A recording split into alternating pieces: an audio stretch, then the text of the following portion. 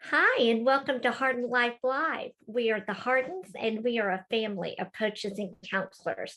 And we try to come 10 minutes a week and offer you some tips on how to live your best life from both a therapeutic and a biblical perspective. And this month, we've been having a lot of fun. Well, I don't know if fun's the right word to use for suffering, but we just said, let's get honest. Let's look at this topic because we all live it.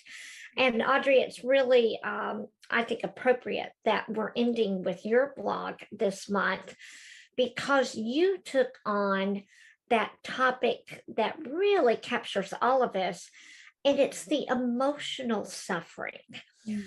Because you don't have to be going, through an illness to have emotional suffering. And yet we all hate suffering. We want to avoid suffering. And I think that's what you really addressed in your blog is that we cannot do that. We cannot avoid and try to get away from it. And I'm really looking forward to see how you unpack that for us. Yeah, well, it's definitely dangerous to avoid feeling our emotions and expressing our emotions. And yet we all do it. When we're talking about our four circles, the four-dimensional parts of us that we've addressed in each week this month, the emotional circle is the most painful.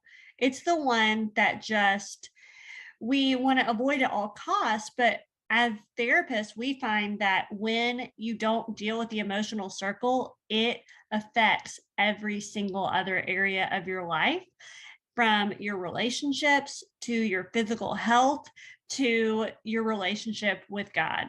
And I I I have been guilty of avoiding it myself. In the emotional circle, it's where our pains, our hurts, our losses, our self-esteem, our grievances, all are housed in that circle. And who wants to deal with it except that pain doesn't just go away.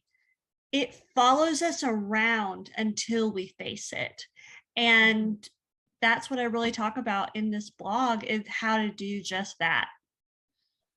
That is so spot on because I sit with people in my office who have literally tried to outrun these old feelings and emotional hurts their whole lives, thinking that if they worked harder, found the right spouse, found the right level of money, etc., they wouldn't have to deal with it. And then they show up in our office and oh my gosh, they're got a broken marriage, they've got health issues, they've got addiction issues. And when we start to unpack it, it is fostered by that emotional pain that was never head on looked at and addressed. Mhm. Yeah. And I think it's really common for us to avoid that. And I've said this before, but my most anxious clients are the ones that are afraid to feel their feelings. Like they're trying to outrun and do and and fight against and avoid any type of pain. And so but it actually creates more problems than if you would just go through it. I remember watching the Titanic movie, and they said that if the Titanic captain would have just driven through the iceberg, it would have cut through the iceberg and avoided sinking the entire ship. But because he tried to avoid it, it actually caused the whole ship to go under.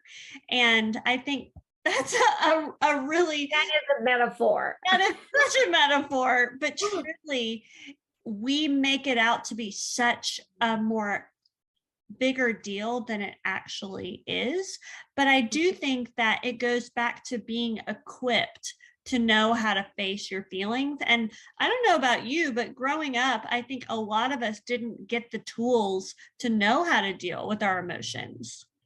I certainly didn't. I'm that older generation. And of course, being from Texas, it was like rub some dirt in it. You don't need to stay there. Take charge of your life and don't let anything hold you back. And which is interesting because that is the antithesis of what we see modeled in scripture. Yeah. If you look at the Old Testament, God was so wonderful as a model of expressing his emotions. He felt them and he expressed them. And then you get to the New Testament, and if you actually study the life of Jesus, it is crazy the range of emotions that he got out loud about. And again, you don't get out loud about it unless you're feeling it. Yeah. So, isn't it crazy how we as humans think that we can go off course and avoid it so we don't have to feel the pain, Yeah. when our own Heavenly Father did not model that. Well, I love that, if y'all haven't gone and read our spiritual suffering blog that you wrote, Mom, it is so spot on to see that suffering in God's eyes is different than the way that we see it. And when we avoid it, we miss out on how he wants to use it to refine us, to create endurance, for us to experience comfort from him and deepen our relationship with him. And that is the beauty of feeling our feelings, is it helps to create intimacy with God, because feelings validate our reality. If we don't actually say and acknowledge how we're feeling when we're going through something, then we're actually invalidating the truth. If something is hard and we act like everything's happy and fine, it's invalidating reality, and it's a crazy maker, but we do it all the time.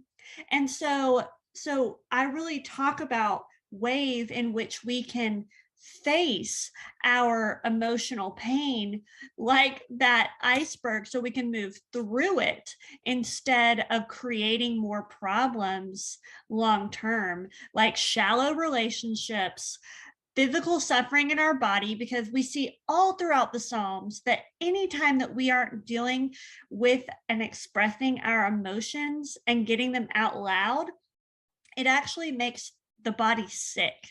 And we see that all the time in our practice. Autoimmune, chronic illness can all a lot of times link back to emotional issues. And then spiritual, it hinders our spiritual growth as well. Well, it does. And I just love the metaphor you painted for us, that to go through it. And I think it's in one of our workshops, we got a quote that the more pain you experience, the You less feel more the pain you feel. the less experience of it you have. So, in other words, what we're saying is counterintuitive. If Yeah. you would start to allow yourself to feel the pain, which what you're saying, we get a twofer for that, in that it validates us. I'm not crazy. This was a hurtful situation, or a sad situation, or an angering situation. Yeah. And that is dignity. That is your dignity reinforced. And I think that's why God did express it. God was so honoring of his own dignity that when he was insulted, when he was disregarded, when he was disobeyed, he could own those feelings, because part of his own value was, you don't step on my life and me not acknowledge that it happened. Yeah. Well, it fosters authenticity. It's like, it's all about being real. And if we can't be real about our feelings, then it really stops the realness, the authenticity there. And we miss out on so much that God has for us. We miss out on getting to be fully who we were created to be when we avoid those emotions. So I would really encourage all of us to not only see this as an act for ourselves, but as a way to care for one another, to really see the importance of other people's feelings and validate their feelings, and instead of trying to fix fix the feeling, fix the situation so that the feelings go away, or trying to minimize them or maximize them, but really sit with, because the more we can do that, the more we can move through it.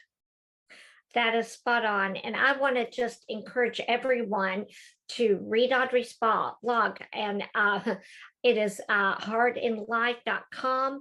This is a knockout blog to help you really start to face. It can change your life, relationships, your health, and your walk with God. So learn how to do it. And we're going to look forward. We're going to be having a whole new topic next month, and we will look